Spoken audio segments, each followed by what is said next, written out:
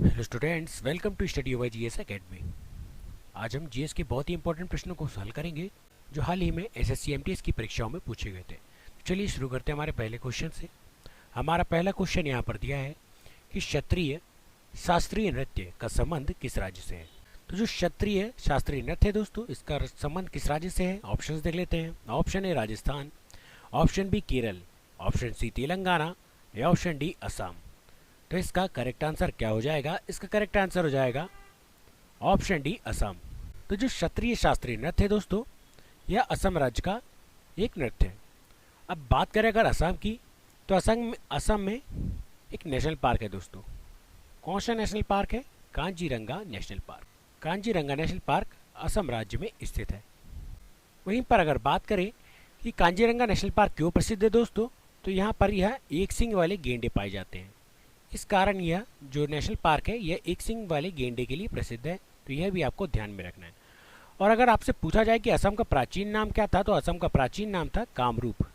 इसे पुराने समय में कामरूप देश के नाम से भी जाना जाता था। तो ये इंपॉर्टेंट पॉइंट भी आपको ध्यान में रखना है। चलिए बढ़ते हैं हमारे नेक्स्ट क्वेश्चन की तरफ। हमारा नेक्स्ट क्वेश्चन यहाँ पर दिया है कि स्वामी दयानंद सरस्वती ने 1875 में एक सुधार संगठन की स्थापना की थी, जिसे हिंदू धर्म सुधार में लाने का प्रयास किया था। इस संगठन को क्या कहा जाता है? तो स्वामी दयानंद सरस्वती जी ने जिस संगठन की स्थापना की थी दोस्तों, उसका नाम हमसे पूछा गया है। ऑप्शंस देख लेते हैं। ऑप्शन ए ब्रह्म समाज, option B Satyashodhak Samaj, option C प्रार्थना समाज या ऑप्शन डी है आर्य समाज। तो इसका करेक्ट आंसर क्या हो जाएगा? इसका करेक्ट आंसर हो जाएगा ऑप्शन डी आर्य समाज।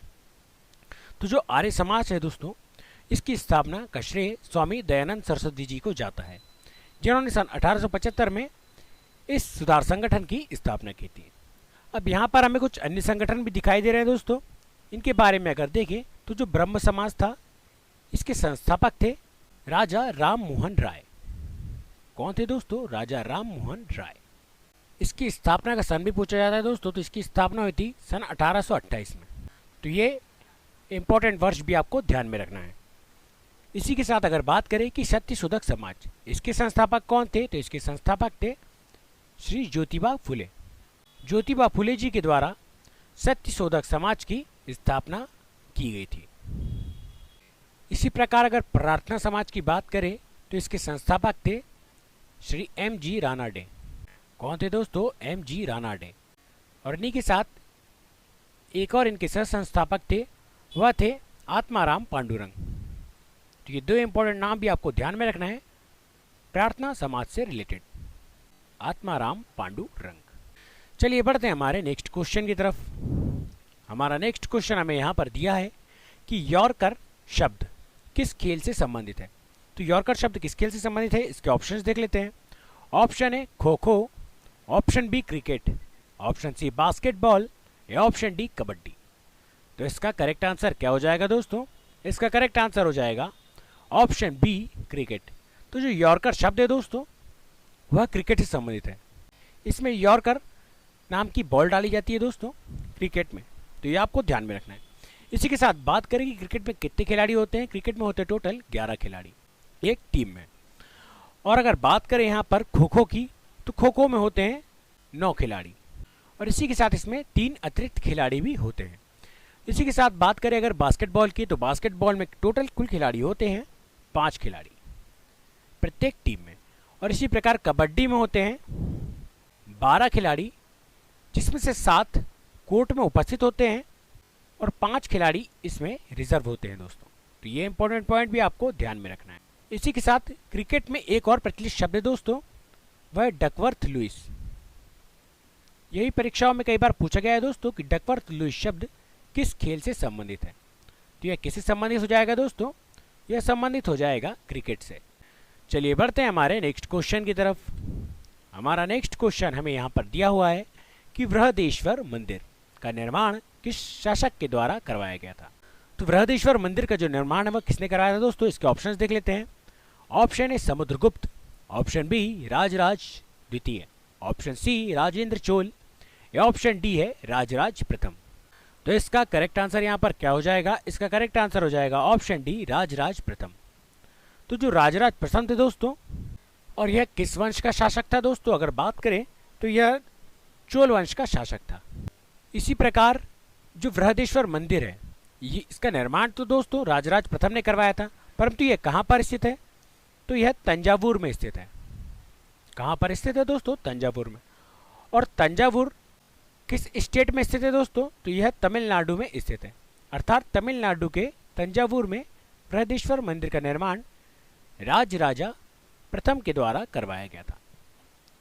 और इसका निर्माण का अगर सन पूछा जाए दोस्तों, तो इसका निर्माण हुआ था 1003 ईस्वी से लेकर 1010 ईस्वी के बीच में। तो ये भी आपको ध्यान में रखना है। और अगर बात करें कि जो बृहदेश्वर मंदिर है दोस्तों, यह किस भगवान को समर्पित है? तो यह भगवान शिव को समर्पित एक मंदिर है दोस्तों।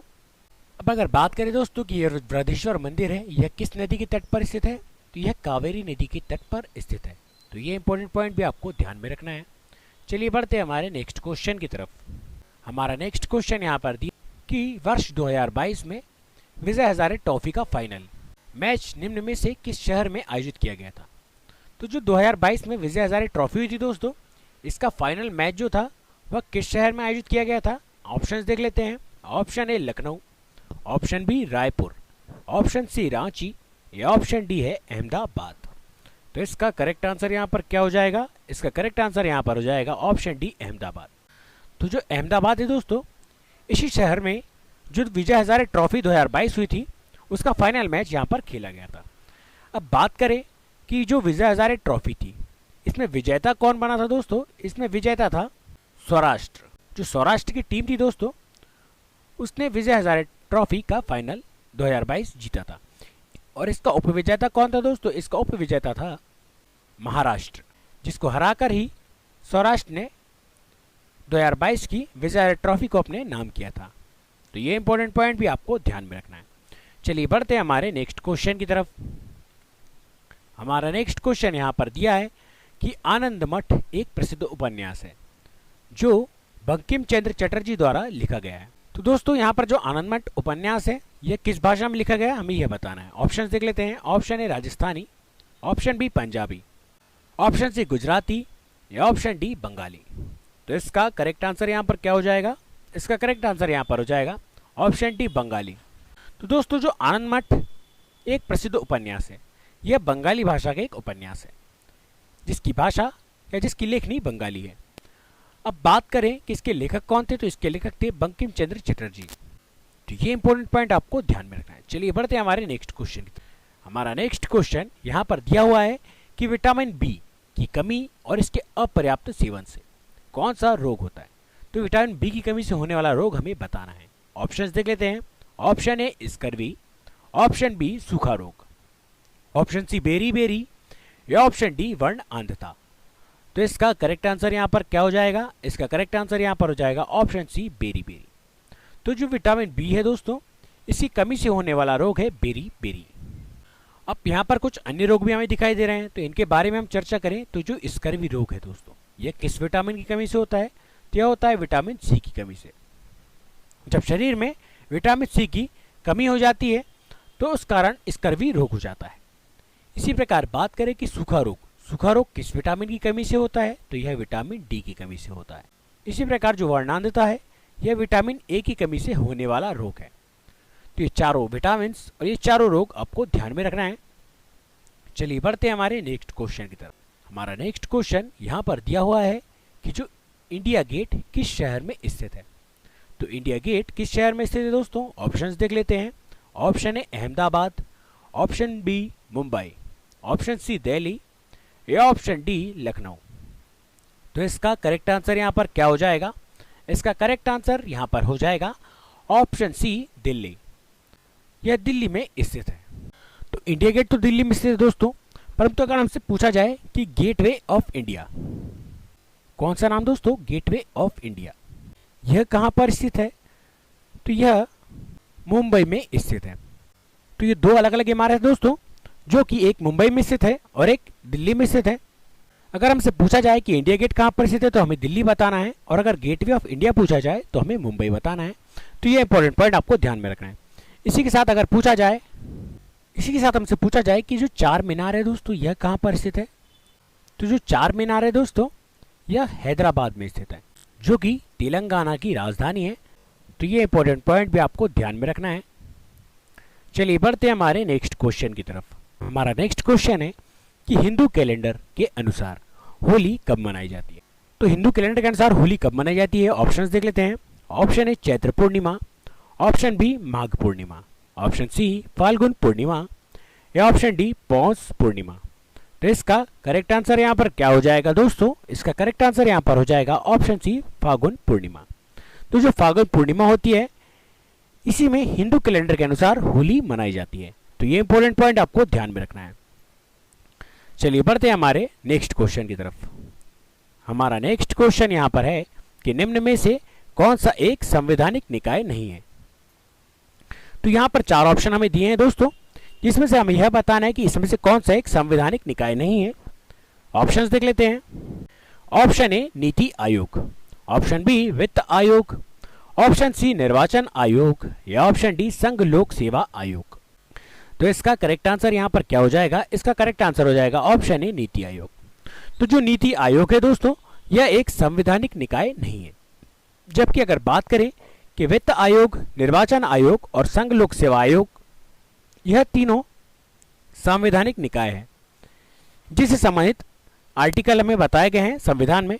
अगर हम बात करें कि वित्त आयोग, इससे संबंधित आर्टिकल कौन सा है दोस्तों, तो इससे संबंधित आर्टिकल है आर्टिकल 280, अर्थात अनुच्छेद 280 के तहत वित्त आयोग को रखा गया है। इसी प्रकार अगर आगे देखें तो निर्वाचन आयोग जो है इसमें संविधान में संबंधित जो अनुच्छेद है वह अनुच्छेद है अनुच्छेद 324, अर्थात अनुच्छेद 324 के अंतर्गत निर्वाचन आयोग को रखा गया है। इसी प्रकार अगला क्रम में है संघ लोक सेवा आयोग। तो संघ लोक सेवा आयोग है दोस्तों, इससे संबंधित अनुच्छेद है अनुच्छेद 315 अनुच्छेद जो है इसके तहत ही संघ लोक सेवा आयोग और राज्य लोक सेवा आयोग को रखा गया है। तो ये इंपॉर्टेंट पॉइंट भी आपको ध्यान में रखना है। और ये आर्टिकल बहुत इंपॉर्टेंट है दोस्तों, जो परीक्षाओं में कई बार पूछे गए हैं कि निर्वाचन आयोग से संबंधित अनुच्छेद कौन सा है या फिर वित्त आयोग से संबंधित अनुच्छेद कौन सा है। तो यह आर्टिकल आपको ध्यान में रखना है। अब अगर बात करें कि नीति आयोग का अध्यक्ष कौन होता है दोस्तों, तो जो नीति आयोग का अध्यक्ष होता है दोस्तों वह होता है भारत का वर्तमान प्रधानमंत्री, अर्थात जो भारत का प्रधानमंत्री होंगे दोस्तों वही नीति आयोग के अध्यक्ष होते हैं। तो ये इंपॉर्टेंट पॉइंट आपको ध्यान में रखना है। तो दोस्तों आज की वीडियो में बस इतना ही। अगर आपको हमारा वीडियो पसंद आया है तो हमारे वीडियो को लाइक कीजिए, चैनल को सब्सक्राइब कीजिए और अपने दोस्तों के साथ इस वीडियो को ज़्यादा से ज़्यादा शेयर कीजिए। और अगर आपको हमारी वीडियो से रिलेटेड कोई समस्या है तो आप कमेंट बॉक्स में कमेंट कर सकते हैं।